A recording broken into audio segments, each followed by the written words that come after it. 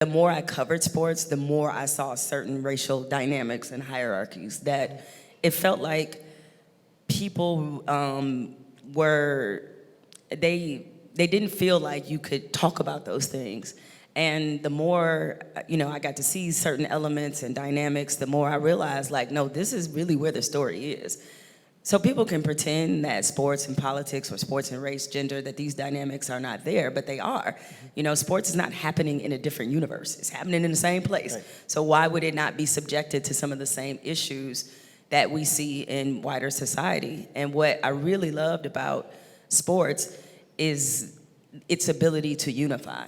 Because you can have a different conversation around sports and race than maybe you can about in other sectors of our society. At the very least, now in hindsight, like, people understood what Muhammad Ali's fight was. People they understand now why, Tommy Smith and John Carlos raised their fist at the '68 Olympics.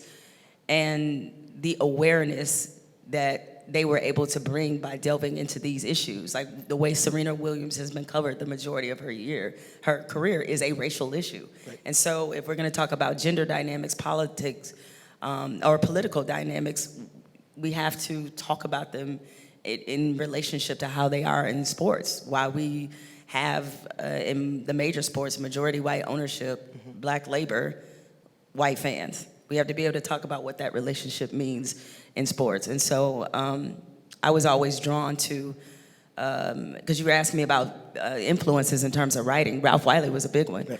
Yeah, I mean, Ralph Wiley was probably, either him or Bill Rhoden were probably the first columnists that I knew that regularly wrote about these racial dynamics in sports. And it was very inspiring for me. And so it's something that I think if you're a black journalist, you're obligated, it's your responsibility to cover these issues.